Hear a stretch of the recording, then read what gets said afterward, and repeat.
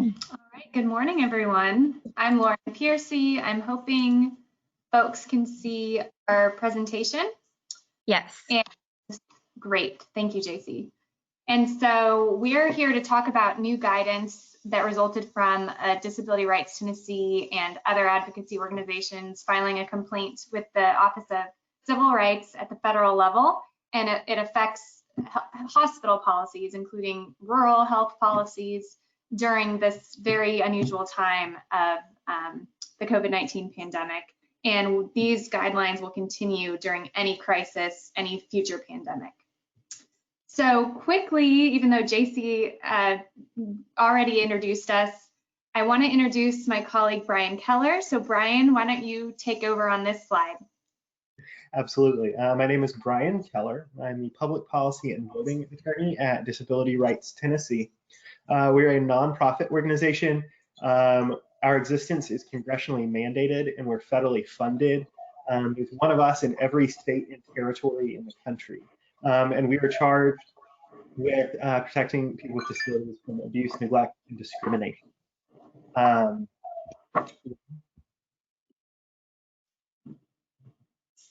Thanks, Brian. I'm not sure if you cut out or if you were finished, but come back on if you aren't. I'm done. Go ahead. Okay, perfect.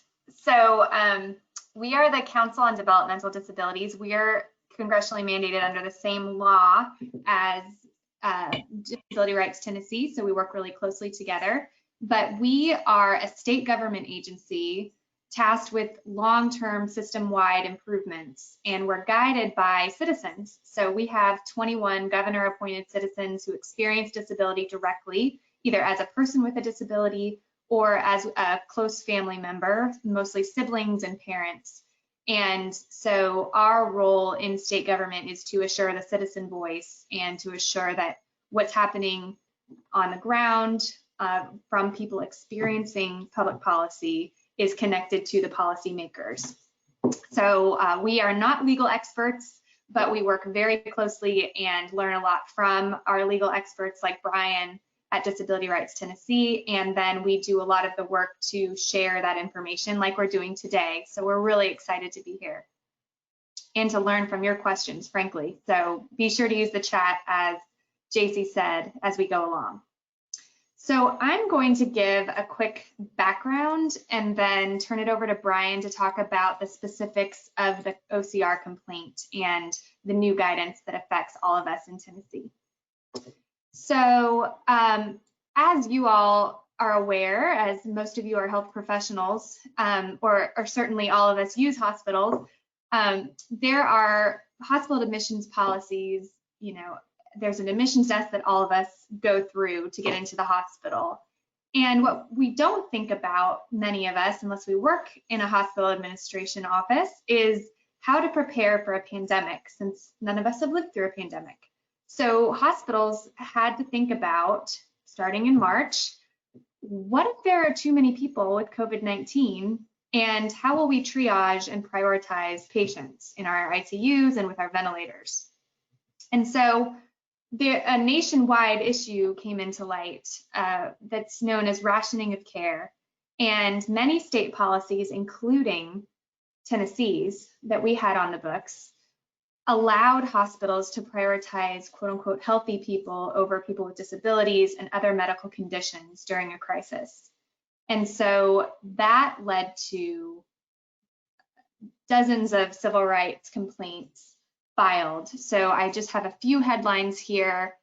Even where they're not officially filed, there are discussions and advocacy going on across the country. So in Washington State, which is a state that filed an OCR complaint, this headline says, "Whose life is worth saving? People with disabilities are afraid they won't make the cut."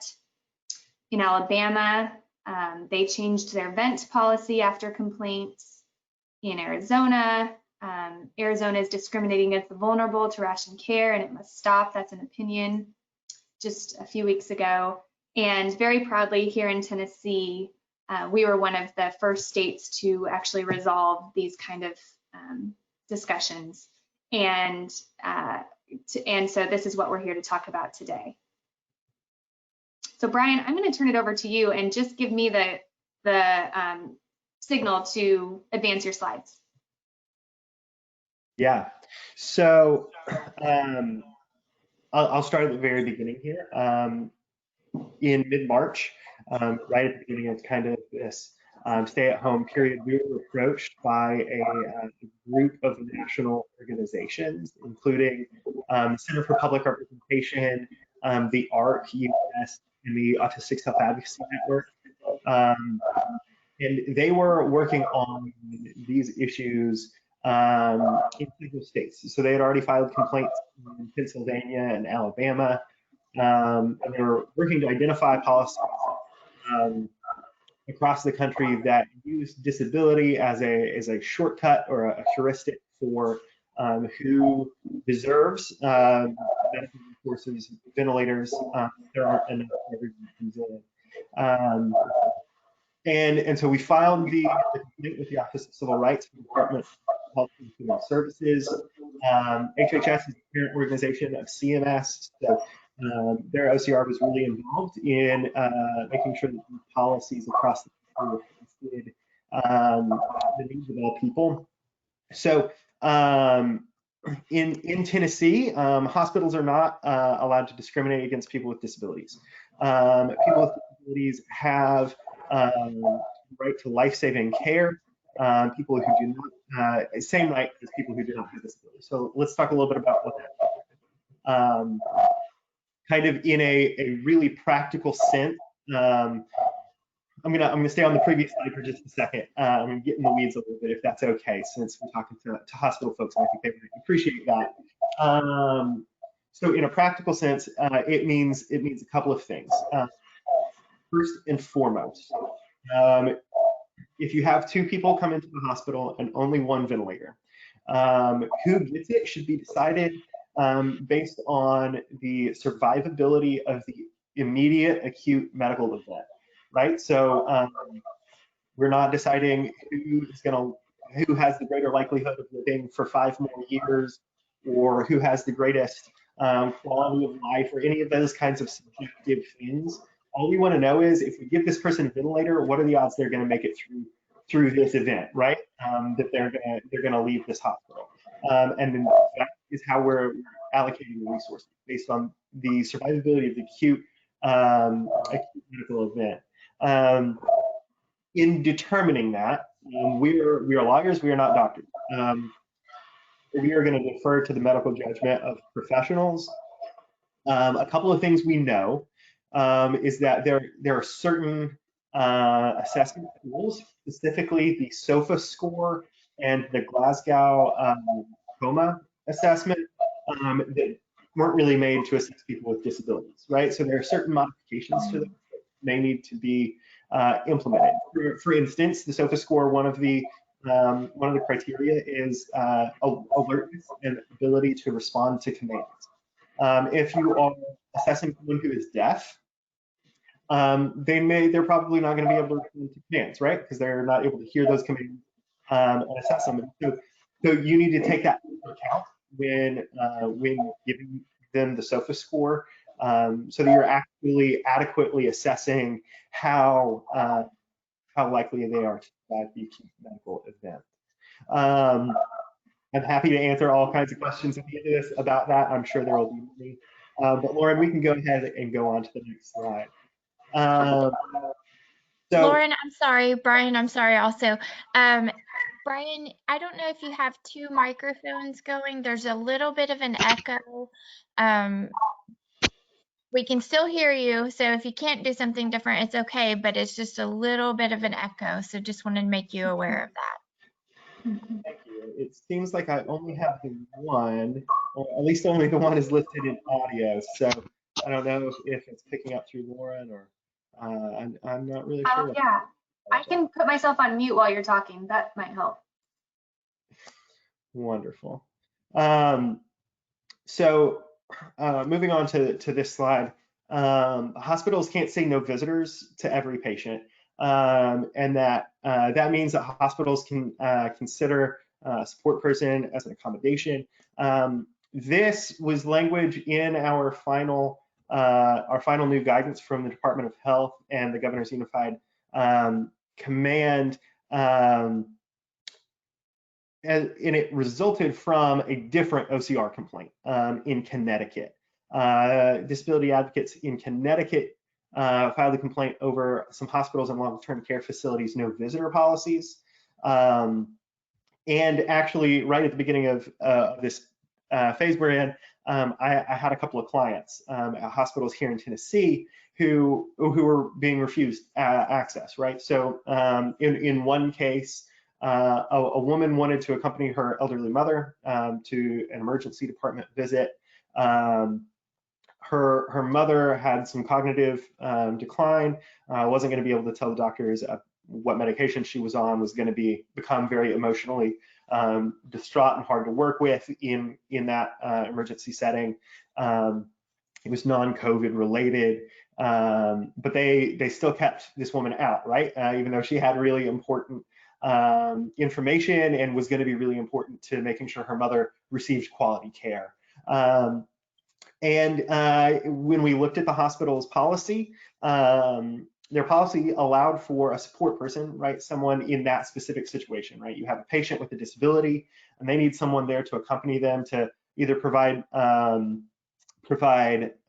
information, really critical information to the treating providers, or they're providing really important emotional or physical support to make sure that the care is good.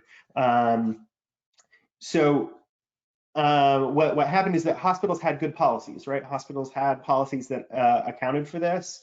But when I talked to administrators at those hospitals, and it was more than one hospital that things like this happened at, when I would talk to administrators, C-suite folks, and say, this is something that happened at your hospital, they would be completely shocked. They would be totally shocked that their own policy wasn't being implemented at the front desk.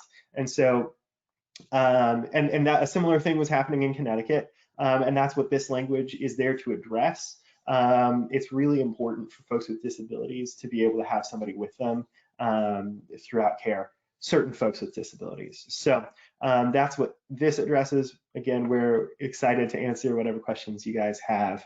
We can move on. Okay, so great, we have some examples here, or an excerpt even of the language. So support persons may include disability or ancillary service providers. So to pause right there, folks with intellectual and developmental disabilities frequently will have a service provider or a direct support provider, DSP, with them. It can be really important that those DSPs are allowed in. It could be family members, it could be personal care assistants, persons who are legally authorized to make decisions. So that would be like a conservator for the patient, or other visitation involving the person of critical assistance to the patient, right? So these are those kinds of essential knowledge or support for the individual through their period of care. I think we can move on. And then allowing visitors applies in nursing facilities and home care settings. So it's not just an acute care setting, but also a long-term care setting. That's really important. There are some extra layers of this in the long-term care setting, and some extra decision-making frameworks to help long-term care settings evaluate whether a request for visitation is appropriate. And I would be happy to talk anybody through that that this section is relevant for. And we can move on. And here is some more language. Visitation policies should address on a case-by-case basis and in consultation with the treating physician and facility medical directors, visits involving accommodations or other support for persons with disabilities, religious exercise, or end-of-life care, consistent with the applicable law and state and federal regulatory guidance. That kind of describes what we were talking about quite nicely. Let's see, we have, there may be restrictions on the behavior of the person while in the hospital. Could require people to wear appropriate PPE. You can please actually screen them for symptoms of COVID so we can control the spread of the virus.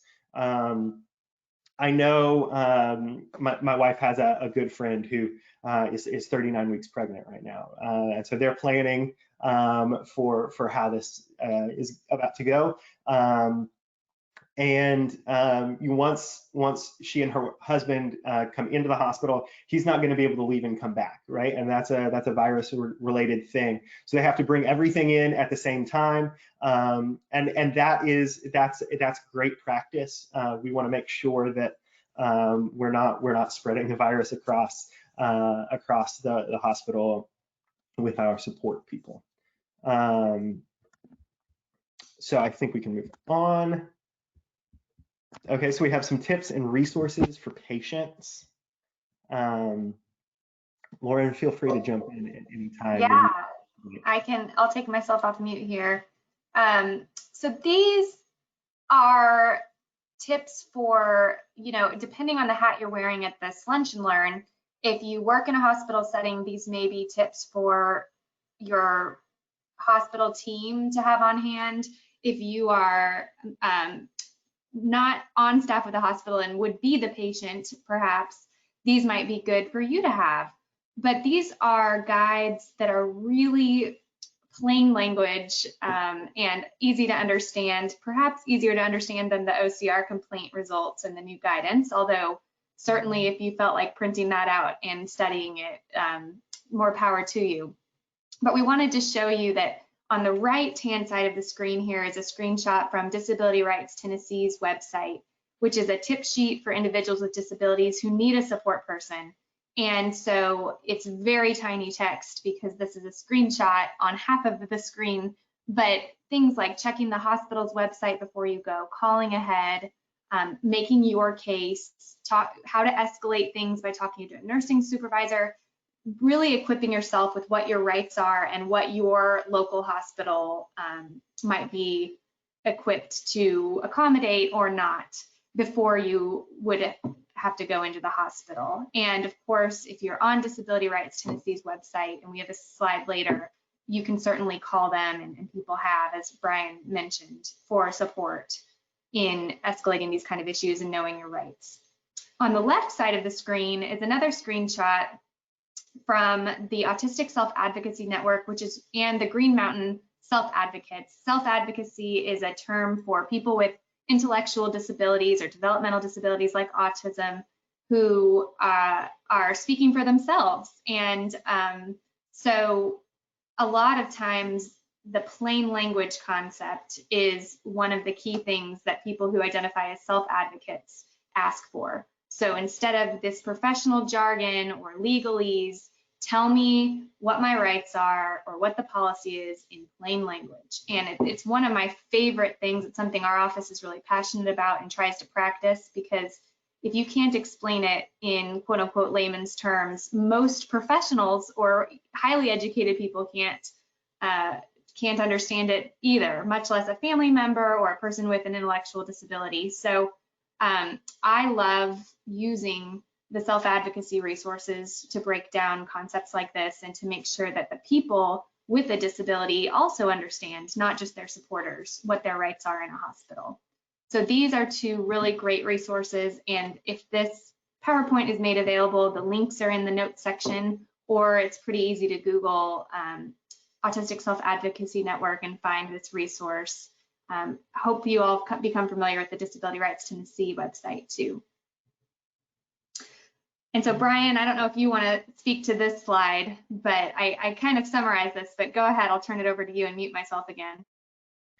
Absolutely. So if you have any questions, either as a self-advocate or a family member of somebody with a disability, or as a hospital administrator, that you aren't sure how this applies to you, or how to what the best way to set up your policies in the hospital are, you can call us, and we're happy to talk through stuff with you. We're happy to provide technical assistance.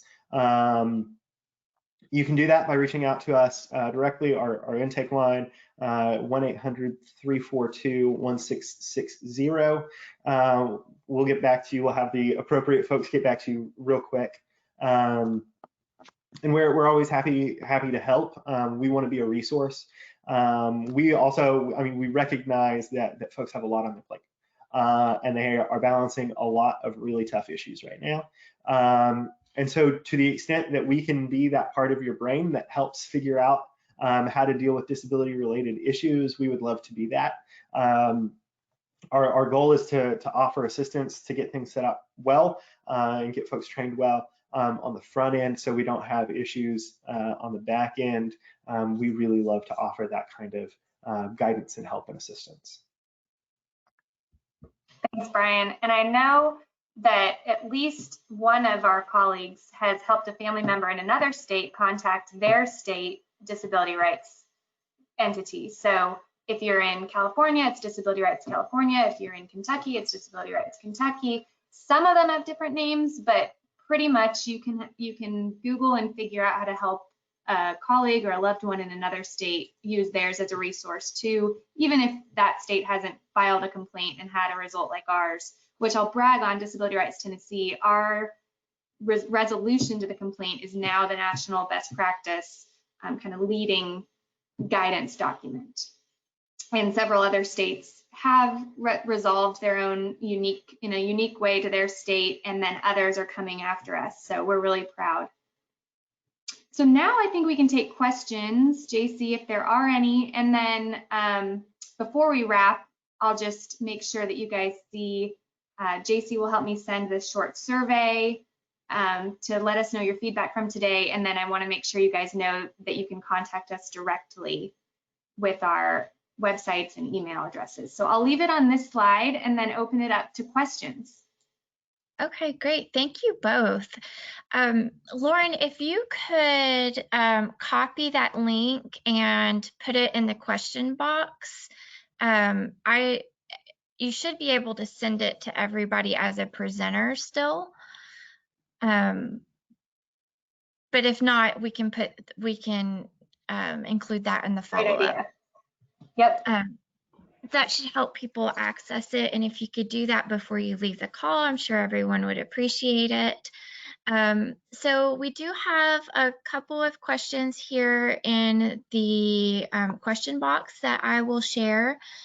But I first just want to say, we've got a very diverse group. When I was looking at the registrations of the people that registered today, and I think it was such high interest because, we just heard all of these stories where, people were going in and they weren't allowed to have a visitor. And I'm just curious if there's one common misconception that you'd like to clear up, something that you hear a lot, what would that be, and how would you respond to it? Yeah, that's a good question. I think the most common misconception that I hear, or the easiest question to answer all the time, is from parents with younger children who are really nervous that they're going to have to send their 8-year-old into the hospital for 2 weeks and not be able to see them or interact with them in any way. And from my experience, that's never been an issue. Is that folks with kids, young kids, are pretty. Hospitals are pretty good about making sure their parents are there. It's an easy situation for their hospitals to put themselves in the shoes of. Yeah, I'll just add to that I think there's a misconception that you have to take a hospital policy on its face value and you don't have any recourse or rights to adapt for a very unique situation.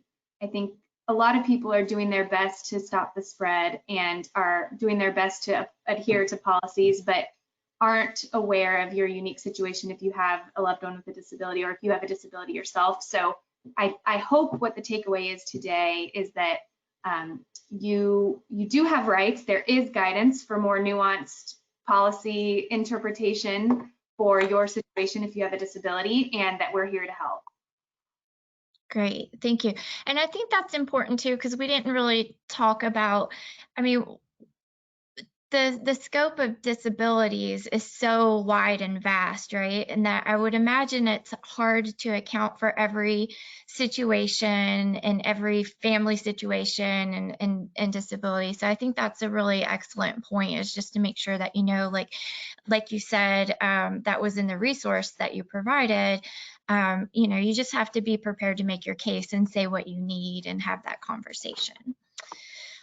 Okay, so I'm going to go to one of the questions we have that was to both of you. And the question is, have other states allocated specific funding to hospitals to accommodate COVID-19 patients?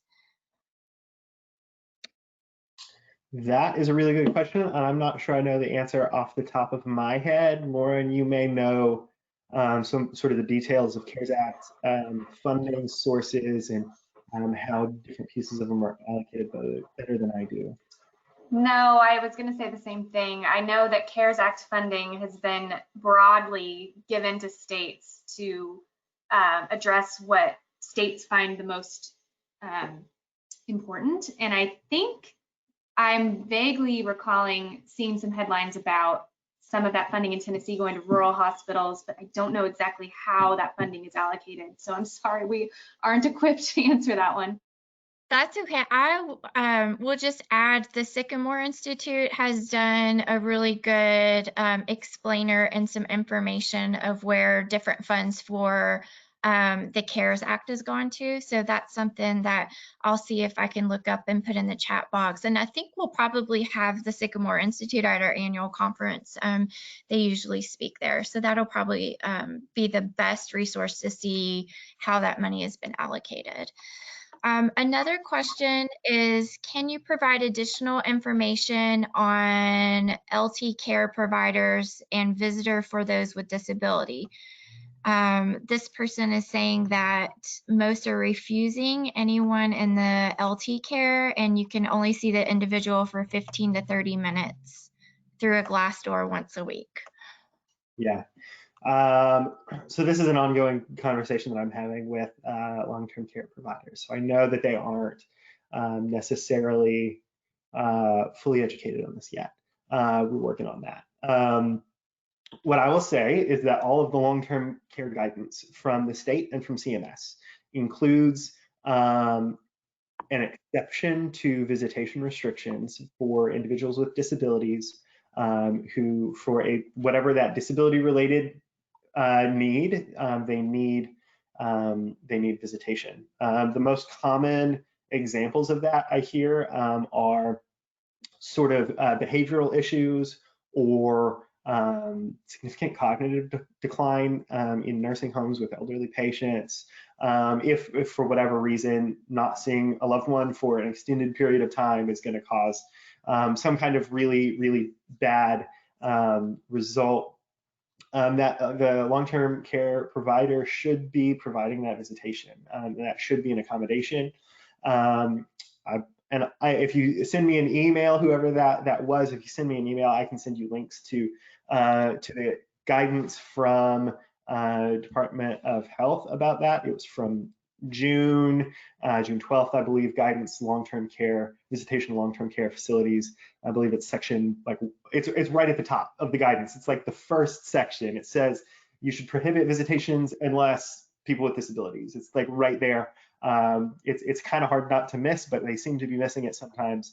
In evaluating whether that exception applies, a facility should determine whether there is a legitimate disability-related need for that visitation, right? So it's got to be, like I said, behavioral issues or cognitive decline, something like that. We're not just dropping off a batch of oatmeal raisins to grandma. Like that's not quite the level of visitation we're at here. But and then they should decide whether there are any alternatives to meet that need, right? So would would a video call or a window visit, like you were talking about, would those meet that need? If yes, then those should be used. But if no, then they should allow visitation in. And when they're in, just like in hospitals, there should be precautions like PPE, social distancing should be observed, things like that, as much as possible throughout the visitation. That's in kind of nursing homes. We're seeing that in residential care settings for folks with intellectual and developmental disabilities as well. Okay. And one thing I'll add, JC, is I'm kind of the plain language non-lawyer translator. And the way I think of it is it's not that visitation policies don't apply to people with disabilities the way they would apply to everyone else. It's that visitation policies block legitimate support needs. And so they're misapplied in some cases and block support people who are actually accommodating a disability need. So in the sense that everyone else has visitors, the same thing applies to people with disabilities, because you don't get to drop off cookies in person because we're in a pandemic, and people in long-term care facilities are the most vulnerable. But what this guidance is trying to make sure is that that doesn't inadvertently block a needed accommodation. That's helpful. I do think there was some interest around this. We had another question here, if you could provide that national guidance for long-term care facilities. So we'll include that in the follow-up. Are there any other questions? Then please put them in the question box. I think one thing that I had kind of noted, just because we are such a mixed group, and maybe what were some of the common things that you were seeing in helping people with before COVID? Because I'm going to assume that whatever those issues were have not gone away, and this might be a good opportunity to share some information in that respect. Lauren, do you want to start there? Sure. Yeah, so one of the biggest things, this is a double-edged sword, or two sides of the same coin, is sometimes people assume in hospital settings and even in long-term care settings that a person with a significant looking disability or a cognitive disability who doesn't communicate traditionally can't understand what's going on, doesn't make their own decisions. And so one thing that we're really passionate about as organizations is making sure that while we're balancing getting people the support they need to make decisions and to communicate their decisions and to understand information, we're also not keeping the person, the actual patient, away from their own decisions and understanding all of those decisions. So I think that is heightened during COVID, like a lot of issues. But I think it's really important that even while we get the supports to the person, that they're part of the decision making, that the information is explained to them. And this gets to an issue that is really related, is making sure someone can communicate in these settings. So they may need a sign language interpreter, they may need an assistive device. So those are issues that certainly exist before and will exist after COVID, but are heightened by COVID. Yeah, Lauren, you just kind of stole mine there. Disability Rights Tennessee has for many, many years worked on effective communications in hospitals. That is a requirement by the ADA that hospitals provide effective communication.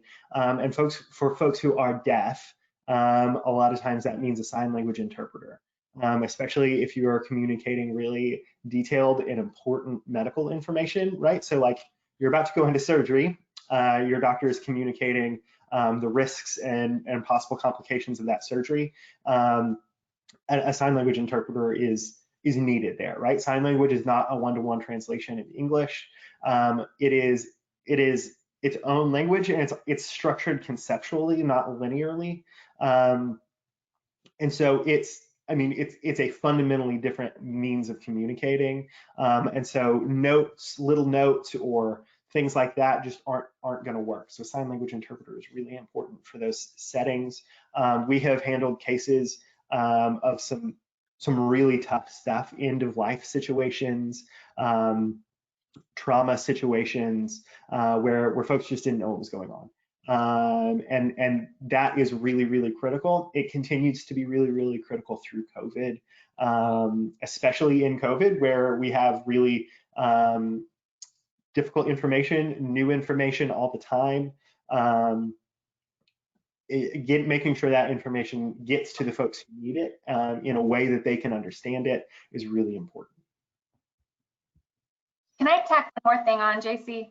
Sure. So just reminded me of, we did a focus group recently with self-advocates, meaning people who have developmental and intellectual disabilities, and asked what their needs were during COVID. And one person, will just stay with me, said, no one told me that we were in a pandemic or what it was. And I had to find out on the internet. And so 2 points there. One is just to underscore how important it is to explain things in a way that a person with a disability can understand, which varies, as you pointed out, JC, depending on the person and their needs and their disability. But it doesn't take away how important it is that a person has a right to understand what's going on in the world and then also how it affects them. And related, what I wanted to convey to the audience is that another thing that we have is plain language guides to what COVID-19 is, and social stories, meaning stories and pictures of what your symptoms might be that you would need to tell someone that you need to go to the hospital or you need to go get a COVID test. So please think of us for those kind of resources too, and help us make sure that people with disabilities can understand and advocate for themselves and their health. Great. Well, I have so many questions brewing in my head, but I don't want to put you on the spot. But I hope we can continue this conversation, just because, thinking with the rule lens, how some of these access issues are particularly a challenge, and telehealth and all of that, but we will save those things for another conversation. And we don't have to go the last 20 minutes here. I did have one more comment. I think it's a good one here in the question box. If there is a way, or should be a way, for a hospital to differentiate between a visitor and a support person. And maybe the word visitor doesn't convey the need for the support that's needed. And so thoughts and comments on that to close us out. Yes, absolutely. So when we were first talking about this in the disability community, quite a few folks, especially parents, really objected to having the word visitor tagged to them. And I think that is really because they're not a visitor, right? Like they perform an essential function in a way they are part of the care, right? And they're not a visitor. They're not there to offer well wishes. They're there to assist in the care in a way that is critical. Visitor policies at hospitals typically say patients only. So sometimes disability community folks will refer to them as patients only policies instead of no visitor policies. That might be something that helps refine it. When you're trying to decide whether or not to let somebody in, right? Whether they're a visitor or they are a support person, the critical piece of analysis is the function that they perform. So whether they are there to meet a need, and that need is specific and disability related, she has had a stroke and isn't going to be able to tell you the medications, or is going to become very agitated and upset unless I'm in the corner of the room. Those kinds of specific things are needs that are disability related and that the support person meets. Very good. Lauren, do you have anything else to close us out? Oh, yes, to close us out, I won't add anything to that. Great answer, Brian. But I will just say we love hearing your stories and your questions. But even if you don't have a question, we really learn a lot from hearing whatever you're dealing with in your area. So please do feel free to connect with us. It's not just lip service, so to speak, to have our emails, personal emails on this slide. Please use it and connect with us. And on our websites, you can get to our Facebook pages and newsletters.